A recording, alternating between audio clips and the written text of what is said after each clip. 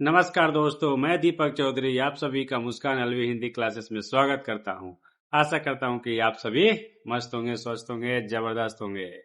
तो आज हम हिंदी स्वच्छंदतावादी चेतना का अग्रिम विकास, छायावादी युगीन साहित्यकार एवं उनकी रचनाएं तथा छायावादी काव्यधारा पर चर्चा करेंगे। तो चलिए क्लास की ओर बढ़ते हैं।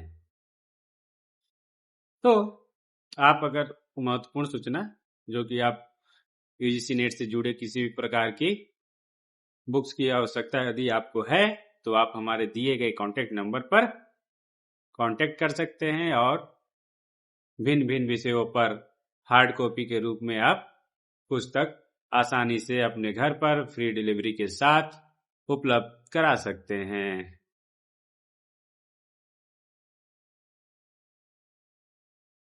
तो आप हार्ड कॉपी के प्राइस देख सकते हैं। यदि आपको सिर्फ सॉफ्ट कॉपी की आवश्यकता है तो आप मात्र 249 रुपये में आप इसे प्राप्त कर सकते हैं। अगर आपको जरूरत हो तो आप हमारे दिए गए नंबर पर कांटेक्ट करें। आपको हार्ड कॉपी आपके घर पर फ्री डिलीवरी के साथ उपलब्ध कराया जाएगा। तो चलिए अब हम और महत्वपूर्ण सूचना, अगर आप हमारे व्हाट्सएप और टेलीग्राम ग्रुप से नहीं जुड़े हैं तो आप दिए गए डिस्क्रिप्शन में लिंक पर टैप करें और हमारे व्हाट्सएप और टेलीग्राम ग्रुप से जुड़ जाएं। यदि आप टैप कर जुड़ने में असमर्थ हो रहे हैं तो दिए गए कॉन्टेक्ट नंबर पर कॉन्टेक्ट करें, आपको ग्रुप में जोड़ दिया जाएगा।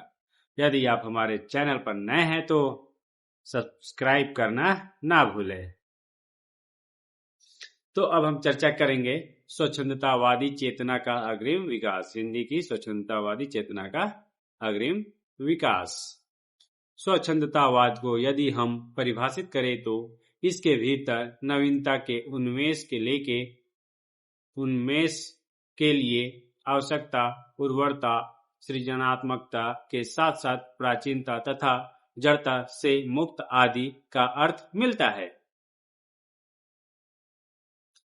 हिंदी कविता इतिहास में विशेष देश काल की उपज है तथा इसका संबंध स्वाधीनता की चेतना, पराधीनता विरोध तथा रीतिवादी सौंदर्यबोध, संवेदना और प्रवृत्ति के विरोध से भी है। इसका संबंध राष्ट्र, मनुष्य और प्रकृति को भी पराधीनता तथा उपभोगमूलक अर्थ से मुक्त करना है। स्वच्छंदतावाद के संदर्भ में पश्चिम के रोमांटिज्म का जिक्र किया जाता है, किंतु इंग्लैंड, फ्रांस, जर्मनी और इटली आदि देशों में रेनेसां के उभार की परिवर्तनकारी नीतियों के तहत उपजे मध्ययुगीन क्लासिक प्रवृत्तियों के विद्रोह के साथ वहां रोमांटिज्म फलीभूत हुआ था। इन प्रवृत्तियों का मेल उन देशों की जिस स्वतंत्र चेतना से था। हमारे देश भारत की तरह औपनिवेशिक गुलामी के अनुभव का योगदान नहीं था। भारत में स्वच्छंदतावाद का मूल स्वर ब्रिटिश साम्राज्यवाद विरोधी था। यह स्वातंत्र्य चेतना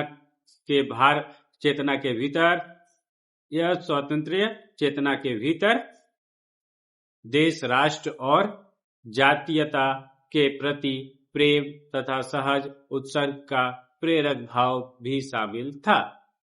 यह स्वर भारत देश की व्यापक सांस्कृतिक परंपरा से अपना संबंध जोड़कर विकसित हो रहा था। इसलिए स्वच्छंदतावादी काव्यधारा के भीतर और सर्वाधिक प्रत्यक्ष और शक्तिशाली स्वर राष्ट्रीयता का था। स्वच्छंदतावादी काव्यधारा ने प्रकृति में स्वातंत्र्य चेतना के नैसर्गिक अर्थ का अनुभव किया। यह प्रकृति एवं इसका विस्तार इनके लिए स्वदेश में स्वाभाविक वैविध्य और विस्तार की तरह था। इसलिए प्रकृति काव्य चेतना का काव्य इसके लिए प्रमुख बनता गया। यूरोप में रोमांटिज्म का समय तीव्र आर्थिक, सांस्कृतिक और राजनीतिक बदलाव का रहा है। यही वक्त नए आविष्कारों, नए उद्योगों, व्यापार प्रक्रियाओं तथा नए उभरते एक सामाजिक संबंधों का समय है। वहीं स्वतंत्रतावाद यूरोपीय रोमांटिज्म की नकल नहीं था। इसके भीतर सामंतवाद के विरोध के साथ समय में नवजागरण की चेतना का स्वर, परंपरा के प्रति प्रेम, राष्ट्रीयता, प्रकृति प्रेम एवं कल्पना का प्रसार गूंज रहा था। इस परंपरा को मैथिली शरण गुप्त, माखनलाल चतुर्वेदी, यहाँ पर माखनलाल गलत लिखा है, माखनलाल चतुर्वेदी, सुभद्रा कुमारी चौहान, रामनरेश त्रिपाठी ने अपनी रचनाओं के द्वारा इसे अभिव्यक्त किया है। स्वच्छंदतावादी काव्य का जड़ अतीत, रूढ़िवादिता, सामंतवाद और रीतिवाद से स्पष्ट तथा तीव्र विरोध है। यह विद्रोह संवेदना, काव्य, भाषा और शिल्प के स्तर पर साफ दिखाई पड़ता है। संवेदना के स्तर पर नए विषयों, क्षेत्रों, प्रश्नों और विचारधाराओं से जुड़ाव है, तो भाषा के स्तर पर हिंदी भाषा का स्वरूप बहुलतामूलक, व्यापक तथा प्रभावी होता दिखाई देता है। मैथिली शरण गुप्त भारत भारती के भविष्य खंड में लिखते हैं, हे कार्य ऐसा कौन सा साधे ना जिसको एकता, वेति नहीं अद्भुत अलौकिक शक्ति को किसको एकता। शक्ति किसको, वेति नहीं अद्भुत अलौकिक शक्ति किसको एकता। छायावाद रूप स्वरूप सामान्य, थोड़ा इसे बड़ा कर लेते हैं, हाँ, सामान्य रूप से 1918 के आसपास हिंदी कविता जो अभिनव छवि बना रही थी और जिसे डॉक्टर नगेंद्र ने स्थूल के प्रति सूक्ष्म का विद्रोह कहा, उसे आलोचकों ने छायावाद की संज्ञा प्रदान की। जिन समालोचकों ने यह नाम प्रदान किया, उनकी दृष्टि से इस कविता धारा का आदरणीय स्थान नहीं था। उन्होंने इस शब्द का प्रयोग उप और निंदा अर्थ में किया था। क्या था? उप और निंदा अर्थ में किया था। लेकिन स्वच्छंद काव्य धारा के इन युग के कवियों ने प्रसन्नता से स्वीकार कर लिया और छायावादी कवि के रूप में अपनी एक विहित पहचान बनाई। वस्तुतः छायावादी कवियों की पहचान अत्यंत विशिष्ट है। वे अपनी भावविद्वता एवं शिल्प सिद्धता में अद्भुत हैं। छायावाद रूप एवं स्वरूप। प्रसाद के कुंतक की वक्रोक्ति से भी इस छाया का संबंध जोड़ने का प्रयास किया है और अर्थ की स्वाभाविक वक्रता, विच्छिति, छाया और क्रांति की सर्जना करती है। अब रामचंद्र शुक्ल इसे अंग्रेजी फैंटमेस्टा से जुड़ा मानते हैं। उक्त विपत्तियों की दृष्टि से छायावाद के नामकरण की सार्थकता पर विचार करने से मालूम हो जाता है कि छायावादी प्रकृति एवं प्रवृत्ति से इन व्युत्पत्तियों का दूर से भी कोई नाता स्थापित नहीं हो पाता है। छायावाद नामकरण से किसी निर्धारित रूप की प्रतीति नहीं होती, जबकि इसके विपरीत आदर्शवाद, यथार्थवाद आदि अभिधानों से उसमें स्वीकृति मूल्यों, प्रतिमानों को आसानी से जांचा परखा जा सकता है। नाम रूप की पहचान होती है, लेकिन छायावाद में इसके प्रति प्रतिकूल परिस्थिति है। यहाँ रूप से प्रकृति प्रवृत्ति से है, नाम का अभिज्ञान होता है। इन्हीं कारणों से छायावाद के उद्भव के समय इसके नामकरण को लेकर विद्वानों में पर्याप्त मतभेद रहा। कोई इसे हवा मान रहा था, कोई अस्पष्टता से युक्त और कोई छाया के तात्पर्य टेढ़े नाम ग्रहण करने से मान रहा था। कोई इसे रहस्यवाद से जोड़ता था और कोई स्वच्छंदवाद से। इस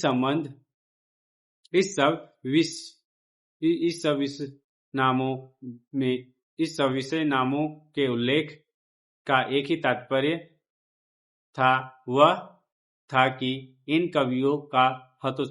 कवियों को हतोत्साहित करना तथा नीचा दिखाना। लेकिन इन सब भावनाओं के बावजूद छायावाद के सदासी कवियों ने इस नाम को सहर्ष अंगीकार किया और कहा कि छायावाद में एक ऐसा कोई भी रूप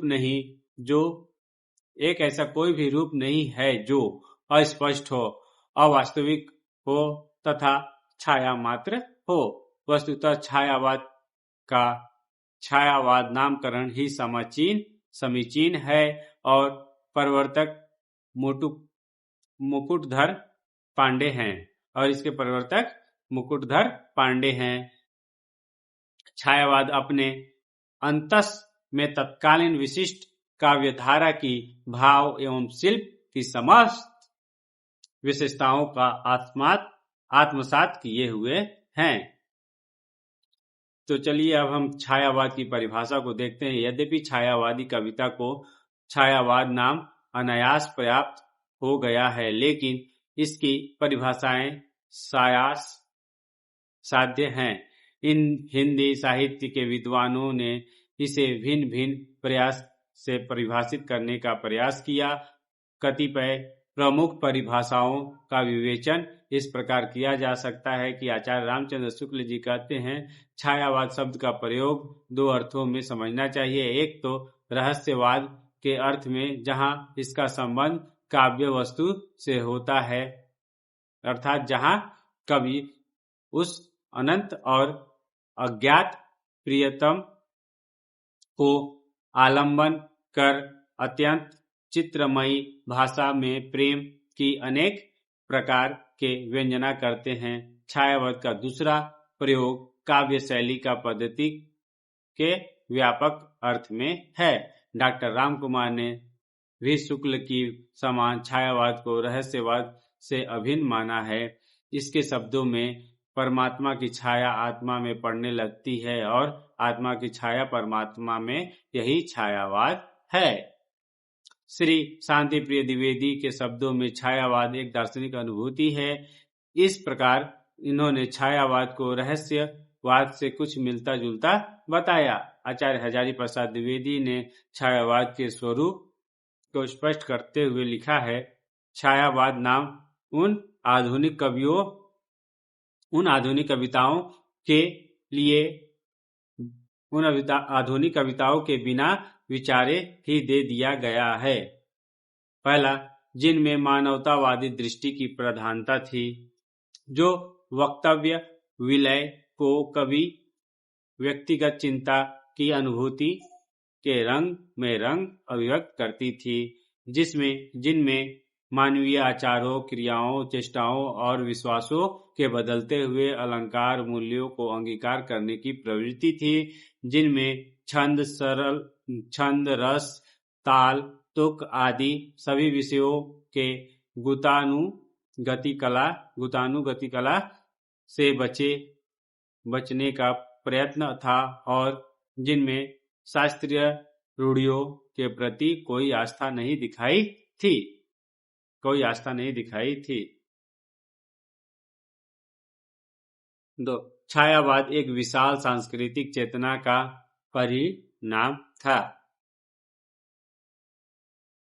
यद्यपि उसमें नवीन शिक्षा के परिणाम होने के चिन्ह स्पष्ट हैं, ताकि वह केवल पाश्चात्य प्रभाव नहीं था। कवियों की भीतरी व्याकुलता से नवीन भाषा शैली में अपने को अभिव्यक्त किया है। सभी उल्लेख योग्य कवियों में थोड़ा बहुत आध्यात्मिक अभिव्यक्ति की व्याकुलता भी की थी। इस प्रकार द्विवेदी जी के अनुसार छायावाद एक सांस्कृतिक परंपरा का परिणाम है। काव्य की यह भारतीय परंपरा अंग्रेजी साहित्य से प्रभावित अवश्य है, लेकिन अनुकृति नहीं।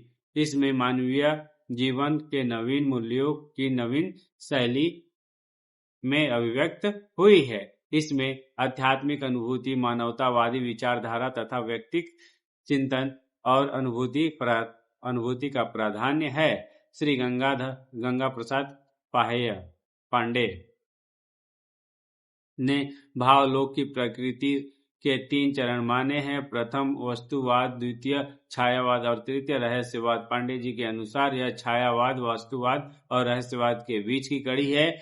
श्री कृष्ण शुक्ल ने छायावाद तथा रहस्यवाद को प्राय एक ही मान लिया है। छायावादी प्रकृति में मानव जीवन का प्रतिबिंब देखता।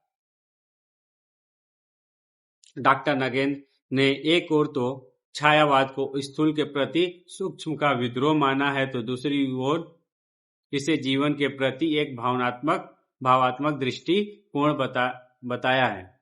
उनके शब्दों में छायावाद एक विशेष प्रकार की भाव पद्धति है, जिस जीवन के प्रति एक विशेष भावात्मक दृष्टिकोण है। जिस प्रकार भक्ति काव्य जीवन के प्रति एक विशेष भावात्मक दृष्टिकोण था और रीति काव्य एक दूसरे प्रकार का, उसी प्रकार छायावाद भी एक विशेष प्रकार का भावात्मक दृष्टि है। डॉक्टर रामविलास शर्मा जी का कहना है, छायावाद स्थूल के प्रति सूक्ष्म का विद्रोह नहीं, वरन थोथी नैतिकता, रूढ़िवादिता और सामंती साम्राज्यवादी संबंधों के प्रति विद्रोह कर रहा है। परंतु वह विद्रोह मध्य वर्ग के तत्वाधान में हुआ था, इसलिए उनके साथ मध्यवर्गीय असंगति, पराजय और पलायन की भावना भी जुड़ी हुई है।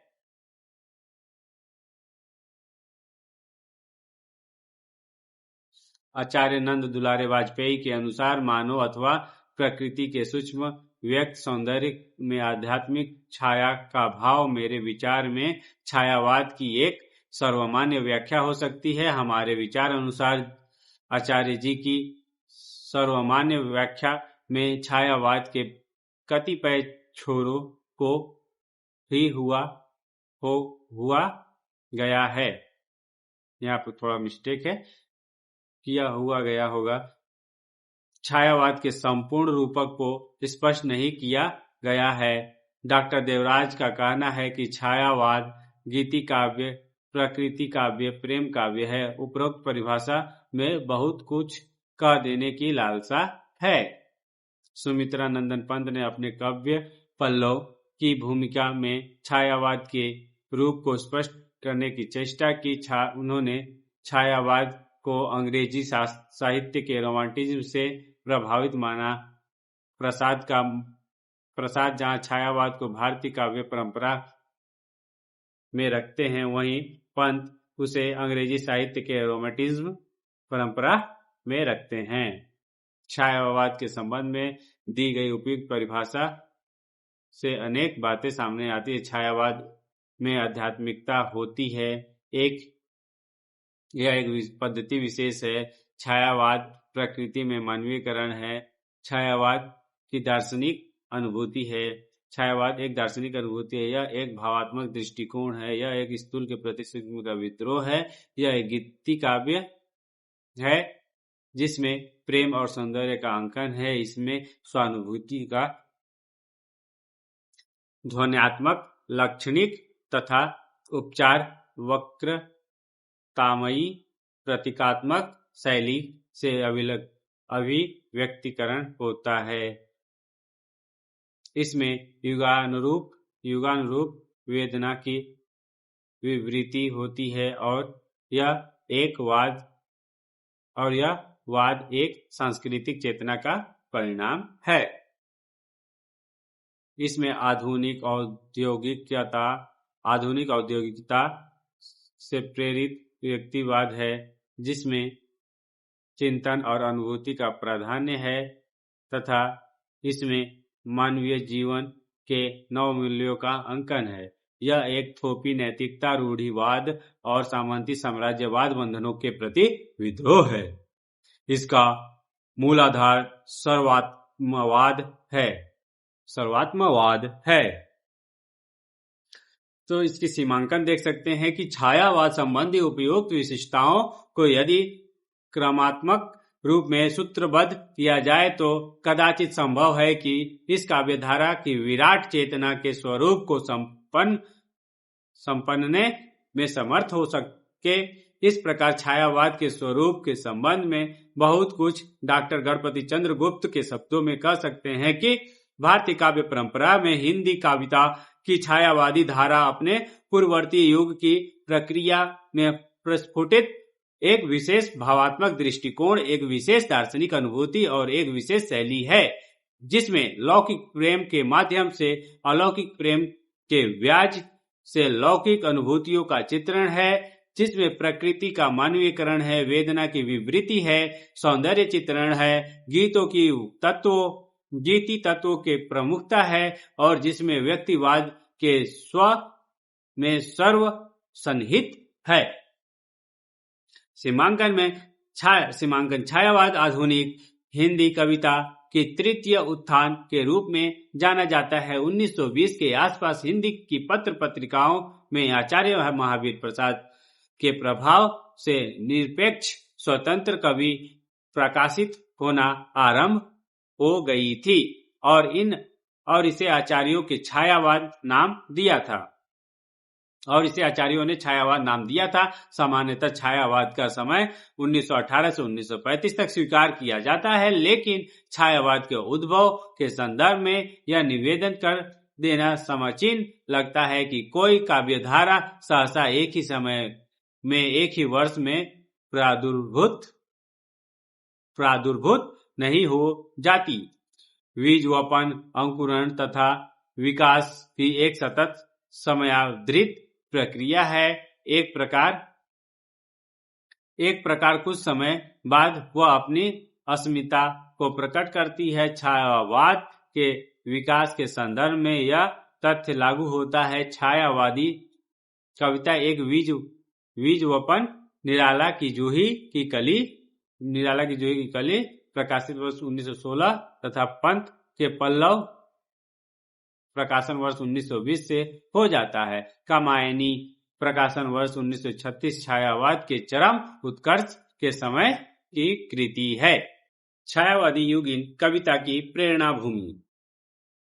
छायावाद कविता की प्रेरणा भूमि किसी भी साहित्य का स्वरूप निर्धारण तत्कालीन परिवेश से प्रतिबद्ध होता है। युग की चेतना साहित्य को नियामक होती है। वर्तमान राजनीति, सामाजिक एवं साहित्यिक परिस्थितियों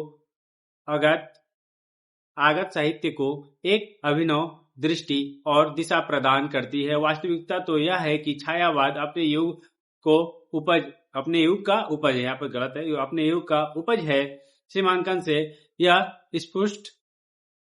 सुस्पष्ट हो गया कि छायावाद 2 विश्व युद्धों के मध्य का साहित्य है। यह समय प्रथम विश्व युद्ध को समाप्ति 1918 ईस्वी तथा द्वितीय विश्व युद्ध 1938 के प्रारंभ का था। राजनीति में इसका समय गांधीवाद का प्रभाव था और साहित्य स्थिति अत्यंत भयावह थी। अंग्रेजी शासन का भय चारों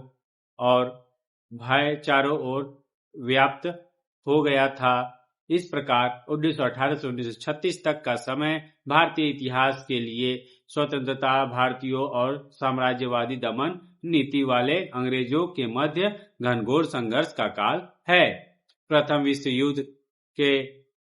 विश्व युद्ध में भारतीयों ने ब्रिटिश सरकार को जन एवं धन से पर्याप्त सहायता की, लेकिन इस सहयोग के प्रतिदान में भी जब भारतीयों को कुछ नहीं मिला तो वे असहयोग आंदोलन, साइमन कमीशन का विरोध, डांडी सत्याग्रह, नाना प्रकार के आंदोलन और हड़ताल को करने के लिए विवश हुए। 1936 में लखनऊ अधिवेशन के पश्चात करो या मरो की संकल्पना दृढ़ हो गई। वस्तुतः सारे आंदोलन उस समय की मुक्तिकामी जन चेतना प्रबलों के प्रमाण है। आंदोलनों की ऐसी प्रबलता ने ब्रिटिश साम्राज्य को भारत को स्वतंत्र करने के लिए विवश कर दिया। तो चलिए अब साहित्य छायावादी युगीन साहित्यकार एवं उनकी रचनाओं को देखते हैं। तो सबसे पहले नाम आता है जयशंकर प्रसाद जी का, जिसका समय काल 1889 से 1937 माना जाता है। हिंदी साहित्य के आधुनिक काल में द्विवेदी युग की इतिवृत्तात्मकता की प्रतिक्रिया रूप उभरी काव्यधारा छायावादी काव्यधारा कहलाई। व्यक्तिगता प्रधान या काव्यधारा नई शैली छंद मानवतावादी दृष्टिकोण के साथ उभरी, जिसमें प्रेम, सौंदर्य, प्रकृति को आधार बनाया गया। स्वच्छंद प्रवृत्ति के कारण यह काव्यधारा स्वच्छंदतावादी काव्यधारा भी कहलाई। इस काव्यधारा के प्रमुख स्तंभों में जयशंकर प्रसाद, महादेवी वर्मा, सुमित्रानंदन पंत और सूर्यकांत त्रिपाठी निराला को जाना जाता है। इन सभी कवियों का संक्षिप्त परिचय प्रस्तुत है। जयशंकर प्रसाद महाकवि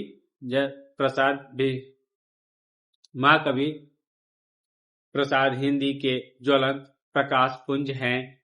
वे सर्वतामुखी प्रतिभा के साहित्यकार, भारतीय संस्कृति के कलाकार हैं, उदात्त मानवीय अनुभूतियों के गायक हैं, बहुमुखी प्रतिभा, समन्वय भावना तथा विश्व हितैषी हिंदी साहित्य के तुलसी के बाद प्रसाद में ही प्राप्त है। महाकवि का प्रसाद का जन्म 1889 ईस्वी में काशी के सुघनी साहू परिवार में श्री देवी प्रसाद साहू जी के घर हुआ।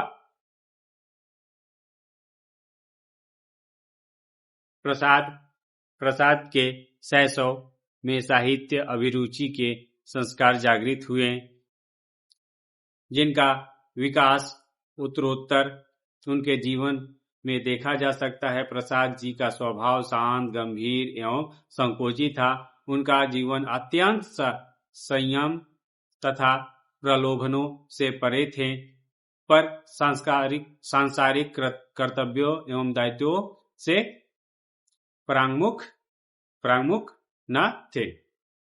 जीवन के प्रारंभ से ही वे संघर्षों की चट्टानों से टकराने वाले फेनहास बरसाती जलधारा के सदृश थे। 15 नवंबर 1937 को काशी में प्रसाद ने इहलोक लीला समाप्त की।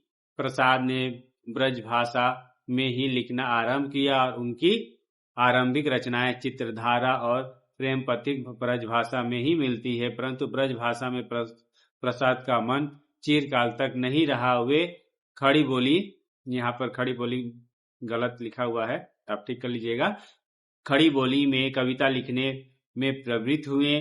कानन कुसुम प्रसाद की खड़ी बोली की कविताओं का प्रथम संग्रह है। करुणालय पौराणिक पात्रों से संबंध, गीति नाट्य है और महाराणा का महत्व इतिवृत्ति प्रधान काव्य है।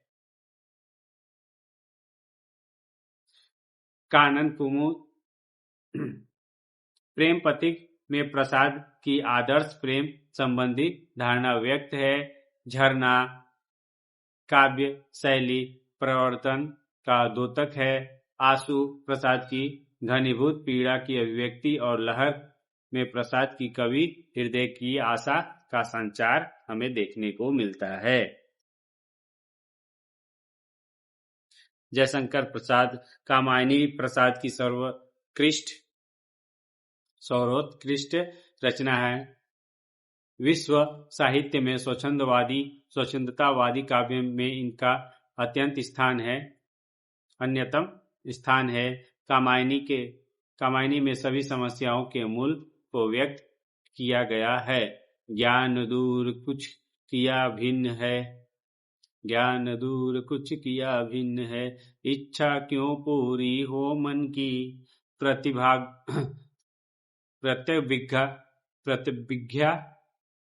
प्रत्यभिज्ञा दर्शन पर आधारित कामापनी आधुनिक युग का महाकाव्य है, जिसमें कर्मय जीवन को अपनाते हुए अहमयुक्त मन की समस्या को उठाया है। अहम छूटता नहीं है। इस पंचभूत की रचना में मैं रमण करूं बन एक तत्व। इसी अहम के कारण इच्छा, ज्ञान, क्रिया का विच्छेद दिखाया है, जिसका परिणाम है संघर्ष। कामायनी में इसी संघर्ष को मिटाने के लिए समरसता का संदेश दिया गया है। समरसते जड़ या चेतन सुंदर साकार बना था। चेतना एक विलसती आनंद अखंड घना था। प्रसाद केवल उच्च कोटि के कवि नहीं थे, उच्च कोटि के नाटककार, कहानीकार तथा उपन्यासकार भी थे। हिंदी की ऐतिहासिक नाट्य परंपरा के वे अग्रणी चंद्रगुप्त, अजातशत्रु, स्कंदगुप्त, ध्रुवस्वामिनी उनके श्रेष्ठ नाटक हैं। कंकाल तथा तितली प्रसाद की औपन्यासिक कृतियां हैं। छाया, प्रतिध्वनि, इंद्रजाल, आकाशदीप और आंधी उनके कहानी संग्रह उन्होंने निबंधों की भी रचना की थी। इस प्रकार सर्वमुखी प्रतिभा संपन्न कलाकार रहे थे। तो चलिए, सुमित्रानंदन पंत, इनका जन्म 1990 दिया हुआ है, गलत मिस्टेक है, 0 के स्थान पर 9 कर दिया गया है। 1900 से 1977 ईस्वी है। सुमित्रानंदन पंत आधुनिक हिंदी कविता में सर्वाधिक एवं सर्वोत्तम सृजनात्मक प्रतिभा के धनी एवं सुमित्रानंदन पंत की प्रकृति के सुकुमार कवि। पंत ने प्रकृति की चित्रशाला में जिन चित्रों को उकेरा है, वे एक से एक सुंदर एवं अप्रतिम है। वीणा से लेकर समाधिता तक पास की गत्यात्मकता के विविध रूप देखे और परखे जा सकते हैं। पंत का जन्म 20 मई सन 1900 को अल्मोड़ा जिले के कसौनी नामक गांव में हुआ था। पंत के काव्य में प्रकृति के प्रति जो अनुराग चेतना है, उसका श्रेय उनकी इस रमणीय जन्मभूमि को ही दिया जा सकता है, जिसके अंचल में कवि को माँ का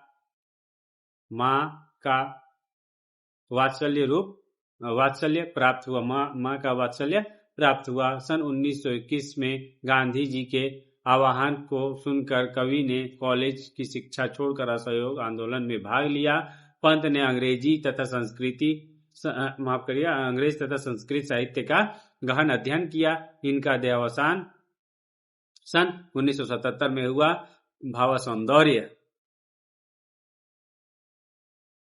सौंदर्य, कला, संस्कार तथा अभिव्यंजना कौशल सभी दृष्टियों से पंत यह अन्यतम रचना है। उनकी प्रगतिवादी काव्य व्यक्तित्व युगांत से आरंभ हो जाता है, जिसका युगवाणी तथा ग्राम्य में विकास होता है। युगवाणी में मार्क्सवाद, गांधीवाद और समाजवाद पर लिखी कविताओं में युग की मनोवृत्ति ध्वनित होती है। डॉक्टर नगेंद्र ने इसे भारतीय साम्यवाद की वाणी कहा है। वस्तुतः पंत की काव्य का यह तीसरा सोपान सूक्ष्म चेतना,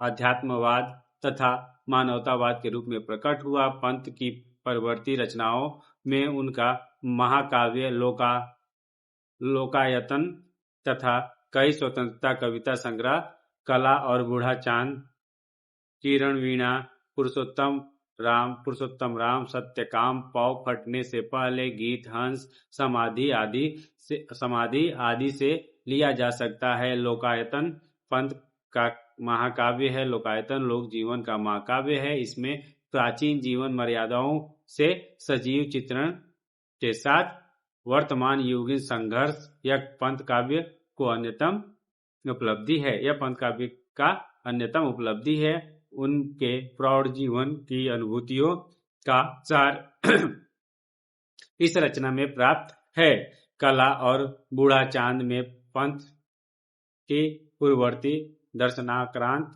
युग समाप्त होता है। चिदम्बरा पर पंथ को ज्ञानपीठ पुरस्कार भी मिला।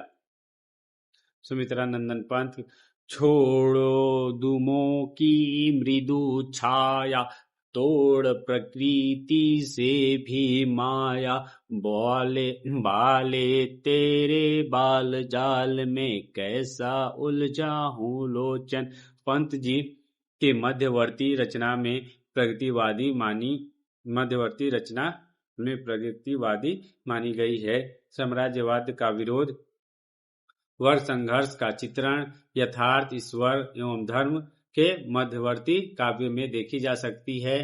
कैदी और कोकिला कविता में वे गली सड़ी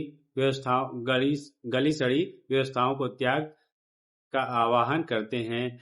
गा कोकिल बरसा पावकण, नष्ट भ्रष्ट हो जीर्ण शीर्ण पुरातन। इसी प्रकार इन्होंने जीवन के यथार्थ को व्यक्त करने के लिए अपनी वाणी को कभी कमजोर नहीं बनने दिया। ये यथार्थ को अव्यक्तीकरण के लिए सीधी सरल भाषा का समर्थन करते हुए कहते हैं, तुम वहन कर सको जनमन में मेरे विचार, वाणी मेरे चाहिए तुम्हें क्या अलंकार। अतः सुमित्रानंदन पंत हिंदी के प्रौढ़ कलाकार, कोमल, भावुक एवं उत्सुक चिंतक कवि रहे। सूर्यकांत त्रिपाठी निराला के बारे में पढ़ते हैं तो सूर्यकांत त्रिपाठी निराला छायावाद के उन्नयकों में श्री सूर्यकांत त्रिपाठी निराला का अन्यतम स्थान है। निराला का काव्य एक उदात्त भूमि का काव्य है। उनके दार्शनिक एवं भावात्मक चिंतन का सुसामंजस्य है, जिसमें कवि के गंभीर अध्ययन का परिचय मिलता है। उनका काव्य शास्त्रीय सीमाओं के बंधन से सर्वथा मुक्त है और हिंदी साहित्य में क्रांतिकारी का प्रतीक है। महाकवि निराला का जन्म जनवरी सन 1897 में बंगाल प्रांत के महिसादल में हुआ। कवि का व्यक्तिक जीवन एवं करुण गाथा से कम नहीं। स्वयं कवि के शब्दों में, मुझे नहीं मालूम कि पिछले जन्म में मैंने ऐसा क्या पाप किए थे कि मेरे जन्म लेते ही मेरी माँ स्वर्ग सिधार गई और पिता के प्रेम से वंचित रहा। बचपन में ही मेरी शादी हो गई और मेरी पत्नी भी मुझे अकेला छोड़कर चली गई। अपने पीछे अपनी निशानी एक पुत्र और पुत्री छोड़ गई, लेकिन यौवन प्राप्त करते मेरी पुत्री भी मुझसे रूठ गई। निराला आजीवन आर्थिक दृष्टि से विपन्न रहे। इस प्रकार महाकवि निराला ने परिस्थितियों का विस्पान करते हुए साहित्य के क्षेत्र में अमृत स्रोतस्विनी प्रवाहित की है। निराला की व्यक्तित्व और साहित्य दोनों में ही यथार्थ में निरालापन लिए हुए थे। महाकवि निराला के साहित्य जीवन का आरंभ उनकी प्रसिद्ध कविता जोही की कली 1900, यहाँ पर सन गलत है, समय गलत दिया हुआ है, शायद मिस्टेक है, 1918 होगा शायद, मैं भी अभी कन्फर्म। जोही कली से होता है और सन 1945 तक उनकी साधना कृति रूप में चलती रही। बाद के वर्षों में शारीरिक एवं मानसिक अस्वस्थ के कारण उनका कवि जीवन विकसित नहीं हो सका। यद्यपि यदा कदा वे लिखते ही रहते थे। निराला जी का प्रमुख काव्य कृतियां हैं अनामिका, परिमल, गीतिका, तुलसीदास कुकुरमुत्ता, अणिमा, नए पत्ते, बेला, आराधना, अर्चना, गीत गुंज तथा सांध्य काकली। काव्य रचनाओं के अतिरिक्त निराला जी की कहानियां, उपन्यास, निबंध भी अत्यंत लोकप्रिय हैं। अप्सरा, निरुपमा, अलका, प्रभावती, चोटी की पकड़, काले कारनामे आदि इनकी प्रमुख कृतियां रहीं। निराला के हृदय में करुणा का अथाह स्रोत भी व्याप्त था, जो विधवा और भिक्षुक के रूप में प्रकट हुआ। विधवा का एक कारुणिक चित्र देखिए। तो चलिए हम पढ़ते एक बार देखते हैं।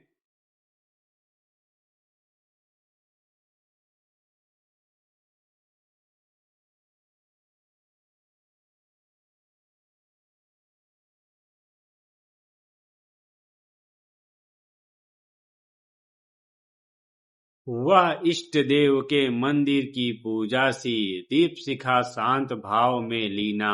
वह क्रूर काल के तांडव की स्मृति रेखा सी, वह टूटे तरु की छूटी लता सी बीन, दलित भारत की विधवा है। भिक्षुक की मर्म व्यथा का जो चित्रण कवि ने किया वह अत्यंत मार्मिक है, जो पशुत्व जीवन जीने को तैयार है, क्योंकि पेट की ज्वाला शाश्वत सत्य है जो मिटाना मजबूरी है। चाहे रहे झूठी पत्तल, वे कभी सड़क पर खड़े हुए और झपट लेने को उनसे कुत्ते भी हैं अड़े हुए। इस विषय व्यथा को मिटाने के लिए वे आजमेई स्वर में बादल राग का आवाहन करते हैं। झूम झूम मृदु, गरज गरज घनघोर, राग अमर अंबर में भर निज रोज। यहाँ चावल मोक्ष का प्रतीक है। जागो फिर एक बार कविता में पूंजीवादी व्यवस्था के विरुद्ध नवयुवकों को जगाकर एकत्र करने की बात करते हैं। राम की शक्ति पूजा में निराला की स्वयं की पीड़ा व्यक्त है, जिसमें यह बताया है कि शक्ति भी अन्य अर्थ की ओर खींची चली जाती है। अन्याय जिधर शक्ति उधर है, लेकिन आस्था, विश्वास और संघर्ष से शक्ति का जब जवाब महाशक्ति से देना होगा। अतः निराला की मौलिक शक्ति की कल्पना करते हैं। शक्ति की करो मौलिक कल्पना। निराला का काव्य छायावादी सौंदर्य और प्रगतिवादी ओज और संघर्ष का अद्भुत समन्वय है। तो चलिए अब हम महादेवी वर्मा की ओर बढ़ते हैं। महादेवी वर्मा आदतन छायावादी कवित्री हैं। महादेवी का काव्य प्रकृति के बीच जीवन का गीत है और उस पर रहस्य भावना का रंग अन्य छायावादी कवियों से अधिक गहरा है। इसी से वह आधुनिक युग की मीरा कही जाती हैं। महादेवी वर्मा का जन्म 26 मार्च 1907 में फारुखाबाद उत्तर प्रदेश में हुआ। इनके पिता श्री गोविंद प्रसाद तथा माता श्रीमती हेमरानी थी। 5 वर्ष की आयु में इनकी शिक्षा का प्रारंभ मिशन स्कूल इंदौर में हुआ। घर पर पढ़ाई के लिए एक पंडित, एक मौलवी, एक चित्र शिक्षक तथा संगीत शिक्षक का प्रबंध था। 9 वर्ष की आयु में इनका विवाह हो गया। कुछ समय के लिए अध्ययन रुका। फिर इन्होंने पढ़ना आरंभ किया तथा एमए तक शिक्षा प्राप्त की। 1932 में महादेवी वर्मा महिला विद्यापीठ में प्रधानाचार्य बनी। 1959 में विद्यापीठ की उप कुलपति बनी। भारत सरकार की ओर से इन्हें पद्म भूषण की उपाधि भी प्राप्त हुई। वस्तुतः महादेवी वर्मा जीवन तथा साहित्य विभिन्न रंगी सूत्रों का अद्भुत सम्मिलन है। विभिन्न रंगी सूत्रों का अद्भुत सम्मिलन है। महादेवी वर्मा की काव्य कृतियां हैं निहार, रश्मि, नीरजा, सांध्य गीत, दीपशिखा, सांधिनी, सप्तवर्णा, बंग दर्शन, हिमालय, आधुनिक कवि आदि। निहार महादेवी वर्मा की प्रथम काव्य रचना है जिसमें प्रकृति के प्रति कवित्री की कौतूहलपूर्ण एवं जिज्ञासामयी दृष्टि से अधिक है। महादेवी के काव्य में छायावाद की प्रायः सभी विशिष्टताएं मिलती हैं। भावमयता, प्रकृति चित्रण, व्यक्तिक अनुभूति की प्रधानता, कल्पना की उड़ान, करुणा भावना, मानवीकरण, लाक्षणिक प्रयोग, प्रतीकात्मकता आदि सभी छायावादी प्रवृत्तियों महादेवी के काव्य में विद्यमान है। महादेवी में करुणा वेदना की अनुभूति अत्यंत तीव्र है। वह अपनी दिव्य करुणा वेदना और वेदना को चिरस्थायी बना लेती हैं। इसलिए वे कहती हैं, चिंता क्या है निर्मम बूझ जाए दीपक मेरा, हो जाएगा तेरा ही पीड़ा का राज्य अंधेरा। महादेवी वर्मा ने प्रकृति के विशेष रूपों का आंकन किया। वे प्रकृति में विराट की छाया देती हैं और कहीं उससे तादात्म्य स्थापित करती हैं। मैं नीर भरी दुख की बदली प्रिय सांध्य गगन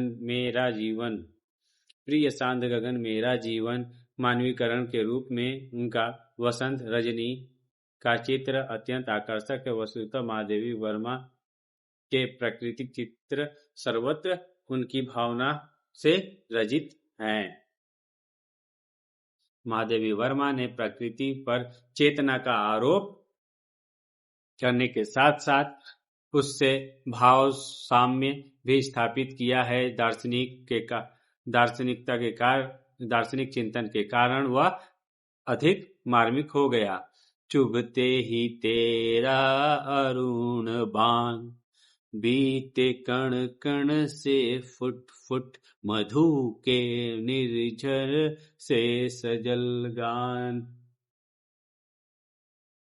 तो महादेवी वर्मा कवित्री होने के साथ साथ सशक्त गद्य लेखिका भी थी। उनकी गद्य रचनाएं अतीत के चलचित्र श्रृंखला की कड़ियां, स्मृति की रेखाएं, पथ के साथ ही विवेचनात्मक गद्य, क्षणदा, मेरा परिवार और साहित्यकार की आस्था तथा अन्य निबंध हमें देखने को मिलता है।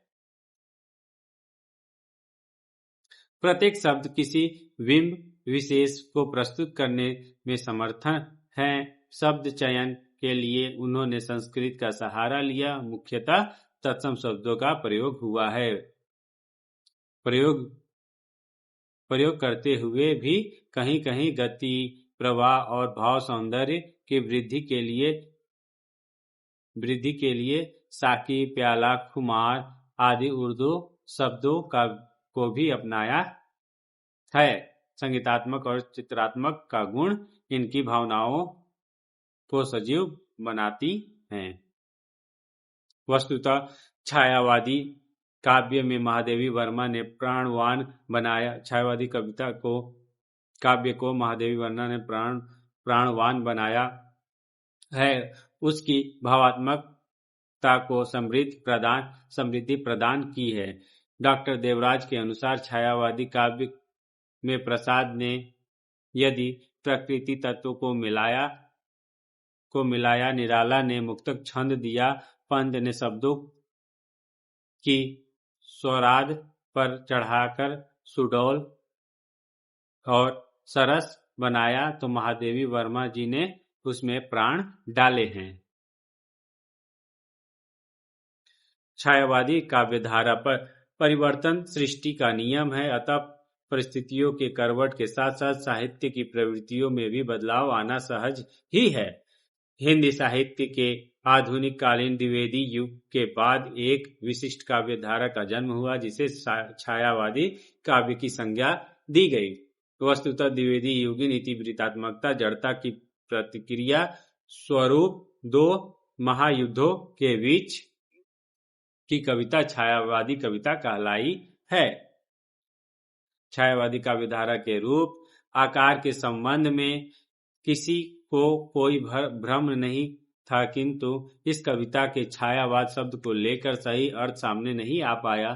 सभी विद्वानों ने छायावाद शब्द को लेकर विभिन्न अटकलें लगाई। सभी की परिभाषाएं अलग हैं। इन परिभाषाओं के आधार पर इस कविता की एक रूपरेखा तैयार हो जाती है। महादेवी वर्मा, सूर्यकांत त्रिपाठी निराला, सुमित्रा नंदन पंत और जयशंकर प्रसाद इस सभी कविता के प्रमुख 4 स्तंभ माने जाते हैं। इन सभी को छायावादी कविता का प्रमुख 4 स्तंभ माना जाता है। छायावाद शब्द का सर्वप्रथम सन 1920 में मुकुटधर पांडे ने किया था। गंगा प्रसाद पांडे छायावाद को वास्तुवाद एवं रहस्यवाद के बीच कड़ी कहते हैं। आचार्य नंदलाल वाजपेयी छायावाद के संबंध में लिखते हैं, मानव अथवा प्रकृति के सूक्ष्म किंतु व्यक्त सौंदर्य में आध्यात्मिक छाया का मान मेरे विचार से छायावाद की एक सर्वमान्य व्याख्या हो सकती है। अतः अन्य विद्वानों का कथन एवं उनका विचार हम पहले ही पढ़ चुके हैं, तो आगे बढ़ते हैं। छायावादी काव्यधारा के रूप में डॉक्टर रामकुमार वर्मा का कहना है, हम इन्हें भी पढ़ चुके हैं। रामकृष्ण शुक्ल को भी हमने पहले ही पढ़ चुका है। तो छायावादी युग की प्रमुख साहित्य विशेषता व्यक्तिकता की प्रधानता हमें देखने को मिलती है। व्यक्तिकता की प्रधानता छायावादी कविता में स्व की अभिव्यक्ति है। छायावादी कविता वस्तुनिष्ठ कवि न होकर आत्मनिष्ठ कवि है। उसने वस्तु की बाह्य रूपरेखा, गुण आदि को महत्व न देकर वस्तु द्वारा जगाई गई अनुभूति एवं कल्पनाओं को महत्व दिया। कवि ने अपनी व्यक्तिगत अनुभूतियों, अपने हर्ष, शोक, दुख, सुख को अभिव्यक्ति प्रदान की। छायावाद में कवि स्व, अहम अथवा आत्मस्फूर्त है।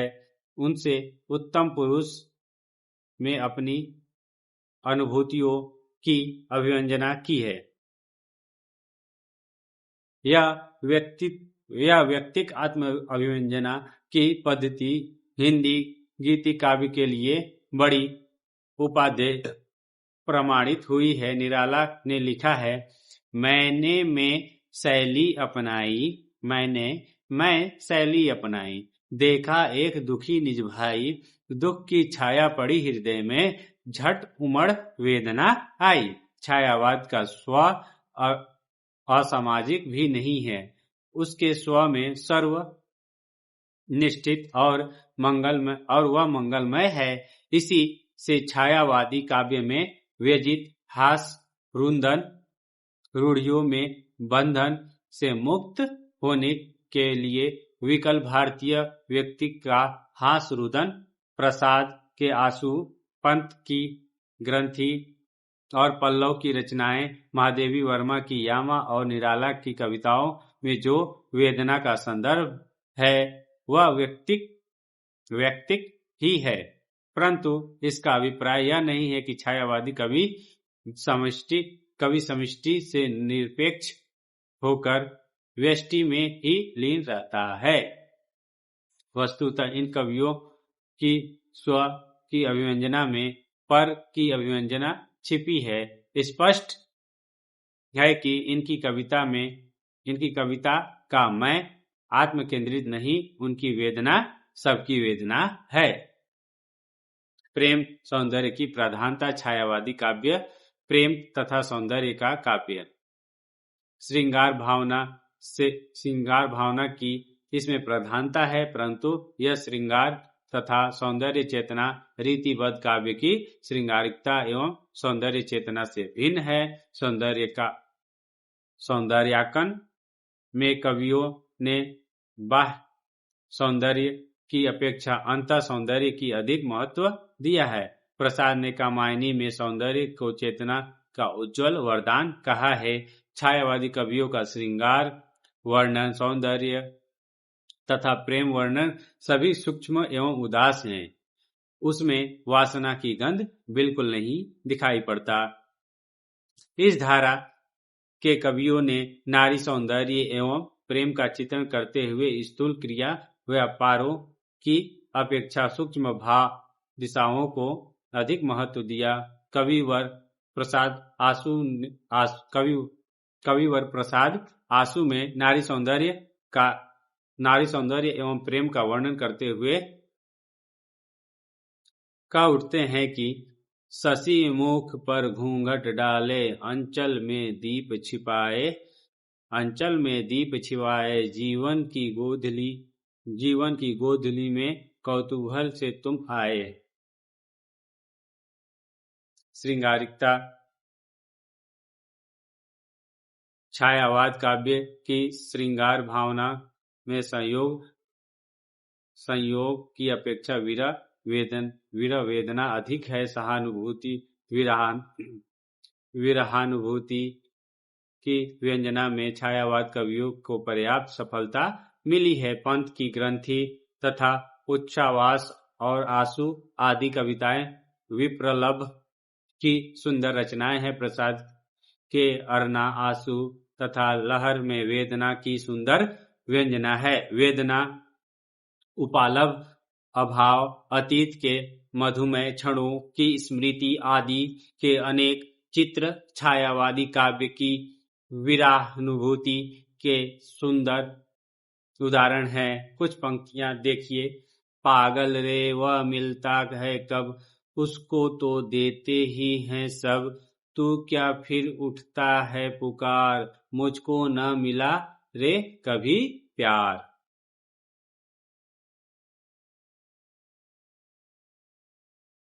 इसी प्रकार सौंदर्य के विषय में उनकी धारणा थी उज्जवल वरदान, चेतना, सौंदर्य जिसे सब कहते हैं। प्रसाद का प्रेम भाव शरीर की भूख नहीं, उसमें काम भावना है सही, परंतु उसमें भोग की प्रवृत्ति नहीं है, बल्कि काम मंगल पंडित से श्रेय सर्ग इच्छा का परिणाम है। अतः छायावादी कवियों का सौंदर्य प्रेम अपार्थिव। प्रसाद ने नारी के अतीन्द्रिय सौंदर्य के प्रति आदर भाव व्यक्त करते हुए लिखा है। नारी तुम केवल श्रद्धा हो, विश्वास रजत नग पतल में पीयूष स्रोत सी बहा करो जीवन के सुंदर समतल में। इनकी श्रृंगार भावना तथा सूक्ष्म तथा मानसिक है। इन्होंने नारी के आत्मिक सौंदर्य एवं प्रकृति पर नारी भावना के आरोप के रूप में श्रृंगार भावना को प्रमुखता दी है। इनकी श्रृंगार भावना में अश्लीलता एवं स्थूलता का प्राय अभाव मिलता है। वस्तुतः छायावादी कवियों में प्रेम श्रृंगार पुष्ट प्रांजल है, जो उनको अंततः साधना का प्रतीक है। प्रकृति चित्रण। छायावादी काव्य में प्रकृति का चित्रण। छायावादी काव्य में प्रकृति चित्रण को स्थान मिलता है, परंतु मिला है। पंत निराला, प्रसाद, महादेवी आदि छायावादी कवियों में प्रकृति को मानव की भांति स्वतंत्र अस्तित्व से संपन्न माना है। पंत प्रकृति के सुकुमार कवि हैं। प्रकृति के सुकुमार कवि है। पंत प्रकृति के मंजुल रूप का प्रतिनिधि करने वाले कवि है,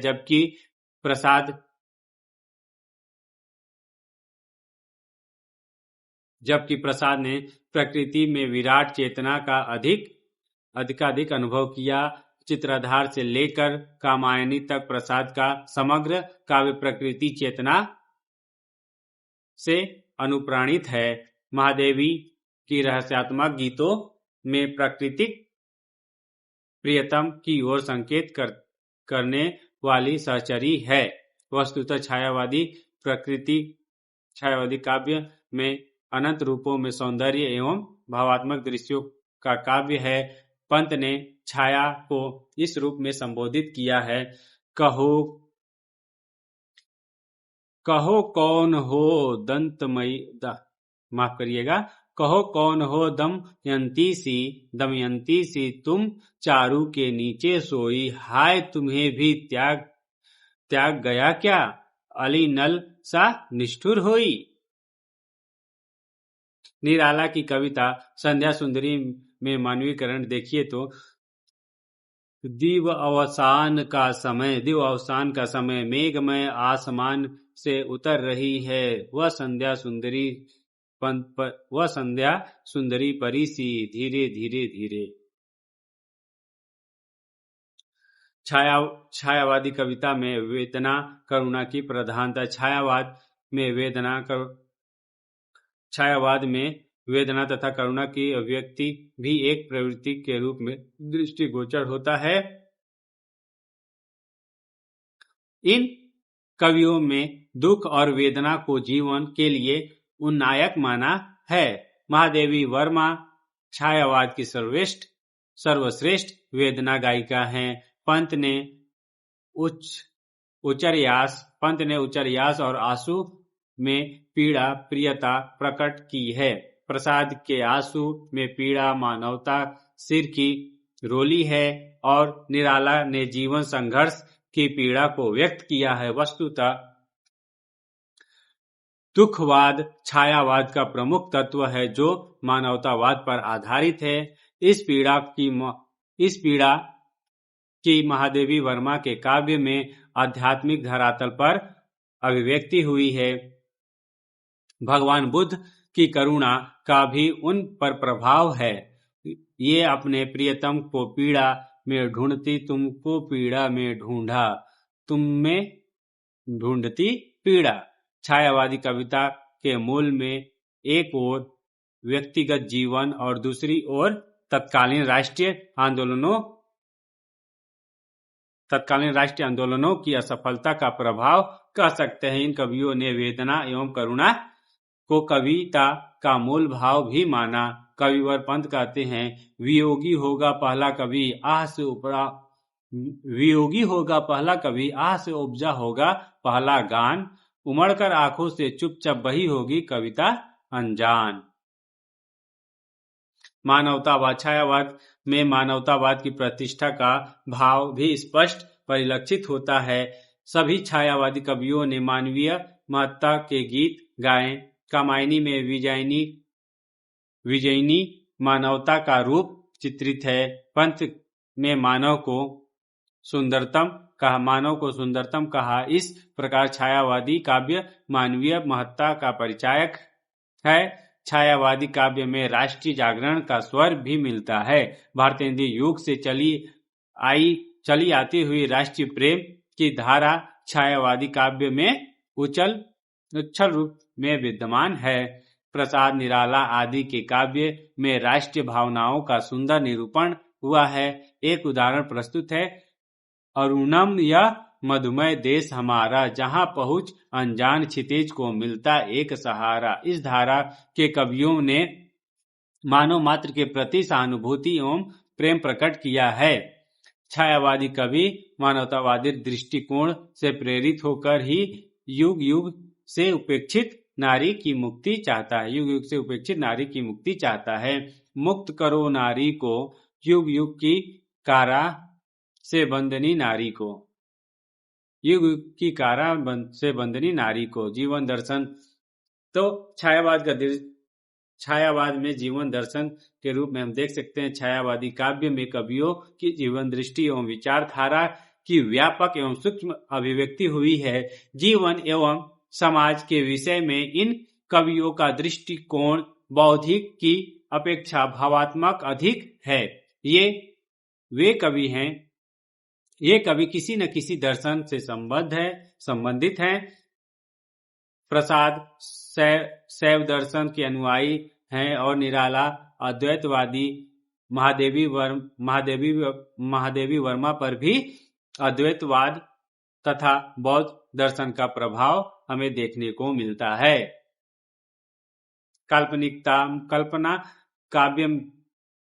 कल्पना काव्य के भाव पक्ष का प्रमुख तत्व है। कल्पना की विशेषता के कारण ही छायावादी काव्य में चित्रात्मकता का गुण पाया जाता है। मन की कल्पना पर पड़े स्थूल प्रभाव का सूक्ष्म विश्लेषण और उसे सूक्ष्म अनुभूति का रंग रूप देकर साकार करना छायावादी कवि का ध्येय रहा है। वह बाह्य जगत के प्रतिबिंबित और तरंगित सुषमा और सौंदर्य को ग्रहण कर उसे नवीन और मौलिक रूप देना चाहता है।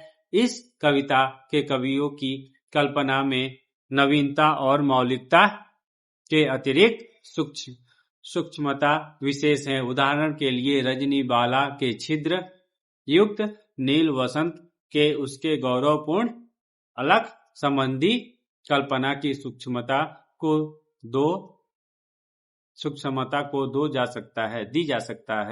दिया जा सकता है। फटा हुआ नील बसंत क्या ओ यौवन की मतवाली, देख अकिंचन जगत लूटता, तेरी छवि भोली भाली। रहस्य भावना की अभिव्यक्ति। छायावाद में रहस्य भावना की अभिव्यक्ति। इस धारा के कवियों ने जीवन जगत आदि को रहस्यमयी दृष्टि से देखा है। प्रकृति में वह अज्ञात सत्ता के दर्शन किए हैं। कविवर सुमित्रानंदन पंत प्रकृति में उस अलौकिक शक्ति का आभास पाकर कह उठते हैं, न जाने नक्षत्रों में कौन निमंत्रण देता मुझको मौन। राष्ट्रीय चेतना। छायावादी कवियों ने राष्ट्रीय चेतना को भी अपने काव्य में वाणी दी है। देश प्रेम में गीत गाए हैं। महाकवि जयशंकर प्रसाद, माखनलाल चतुर्वेदी आदि कवियों के काव्य में स्वतंत्रता प्रेम की अभिव्यक्ति देखी जा सकती है। यहाँ पर थोड़ा मिस्टेक है, प्रिंटिंग मिस्टेक। माखनलाल चतुर्वेदी का भी नाम में प्रिंटिंग मिस्टेक है। तो देश प्रेम की भावना से अभिभूत होकर प्रसाद का उठते हैं, अरुण या मधुमय देश हमारा। स्वच्छंदतावाद व्यक्तिक दृष्टिकोण ने छायावादी कविता की स्वच्छंदतावादी प्रवृत्ति को जन्म दिया। प्रेम और सौंदर्य भावना की रुधि मुक्त अभिव्यक्ति, भाषा और शब्दावली का स्वच्छंद प्रयोग इसके अंतर्गत आते हैं। इसी प्रवृत्ति की प्रभावान्विति के परिणाम स्वरूप छंद, अलंकार और भाषा के क्षेत्र में नए अर्थ वाले काव्य की भाव पक्ष और कला पक्ष दोनों में नए परिवर्तन आए। आदर्शवादी दृष्टिकोण। तो छायावादी कवियों ने बाह्य जीवन के यथार्थ की अपेक्षा कल्पनात्मक आदर्शवादी दृष्टिकोण से प्रेरित होकर काव्य रचना की है। इनकी प्रवृत्ति अंतर्मुखी अधिक रही और इन्होंने कल्पना लोक में विचरण करते हुए आदर्शवादी भावनाओं को बड़े कलात्मक ढंग से व्यक्त किया है। युगिन प्रभाव। छायावादी काव्य अंतर्मुखी होने पर भी युगिन प्रभाव से अछूता नहीं रहा। महाकवि प्रसाद विरचित कामायनी में युगिन घात प्रतिघातों का सुंदर चित्रण किया है। कवि अपने युग की अशांति का सबसे बड़ा कारण बौद्धिकता की प्रधानता को मानते हैं। इसी से वह हृदय और बुद्धि का समन्वय चाहता है। अशांति में शांति की खोज उस समय की बहुत बड़ी आवश्यकता थी। अशांति में शांति की खोज उस समय की बहुत बड़ी। नव भाषा का प्रयोग। सामान्यतः काव्य भाषा के रूप में खड़ी बोली को द्विवेदी युग में ही अपना लिया गया था, किंतु उसमें माधुर्य, ललिमा, कोमलता, चित्रात्मकता और लक्षणता की ओर ध्यान नहीं दिया गया था। इस कार्य को छायावादी कवियों ने पूरा किया। संस्कृत शब्दावली के अतिरिक्त उर्दू और लोक भाषा शब्दों का प्रयोग भी इन कवियों ने किया। छायावाद ने भाषा का परिष्कार किया, नई शब्द रचना की, मुहावरों के प्रयोग से उसे संप्रेषणीय बनाया, उसे कोमल, कांत, कलेवर प्रदान करके भावात्मकता और माधुर्य प्राण संचार किया। प्रतीक एवं विधान। काव्य जगत में प्रतीक भाव संप्रेषण और भाषा अलंकरण का कार्य करते हैं। प्रतीक प्रयोग की दृष्टि से छायावादी कविता बहुत समृद्ध है। कविता में एक और नया अर्थ देने के लिए परंपरागत प्रतीक का प्रयोग हुआ। इनमें प्रसाद द्वारा अपनाए गए श्रृंग और डमरू तथा महादेवी वर्मा द्वारा अपनाए गए सूर्य, कमल, उषा, संध्या, शंख, मुरली और संपुट आदि संस्कृति प्रतीक प्रमुख हैं। श्रृंग और डमरू निनाव जस सकल विश्व में विखर उठा सा छायावाद के नवीन प्रतीक अधिकांश के प्रकृति गृहित है। छायावाद के नवीन प्रतीक अधिकांश में प्रकृति गृहित है। मूर्तामूर्त विधान। मूर्त के लिए अमूर्त और अमूर्त के लिए मूर्त उपमानों का विधान करके छायावादी कवियों ने अपनी सूक्ष्म कल्पना शक्ति का अद्भुत परिचय दिया। सभी छायावादी कवियों का दृष्टिकोण उपमान प्रयोग के संबंध में एक सा रहा है। नवीन छंद एवं अलंकार। छायावादी कवियों ने एक और परंपरागत छंदों एवं अलंकारों का प्रयोग किया और दूसरी ओर नवीन छंदों एवं अलंकारों का प्रयोग से अपने काव्य को अधिकाधिक सुंदर और प्रभावशाली बनाया। छंदों में मुक्त छंद और अलंकारों में मानवीकरण, विशेषण, विपर्य जैसे अलंकारों को अपनाया। निष्कर्षतः छायावादी काव्य अनेक दृष्टियों से महत्वपूर्ण। उसने मानव को महत्ता दी। व्यक्तिवाद एवं गीली तत्व की प्रतिष्ठा इस धारा की अनुपम देन है। 20 वर्षों की छोटी सी अवधि में उसने हमें कामायनी, आंसू, परिमल, गुंजन, यामा जैसी उत्कृष्ट काव्य कृतियां प्रदान की। डॉक्टर देवराज छायावादी काव्य के महत्व पर प्रकाश डालते हुए वस्तुतः आधुनिक हिंदी काव्य को सुंदर शब्दकोश और कोमल मधुर अनुभूतियां छायावाद की ऐतिहासिक देन है, किंतु जनजीवन से दूर होने अर्थात पलायनवादी होने तथा कल्पना की अतिशयता के कारण आई अधिक क्लिष्टता और शैली दोष के कारण बहुत कम समयावधि में इस काव्यधारा का अवसान हो गया। तो आपको यह कक्षा पसंद आई होगी तो कृपया वीडियो को लाइक करना और कमेंट करना ना भूलें। अगर आप किसी भी प्रकार के सुधार चाहते हैं तो आप कमेंट कर जरूर बताएं। बहुत बहुत धन्यवाद।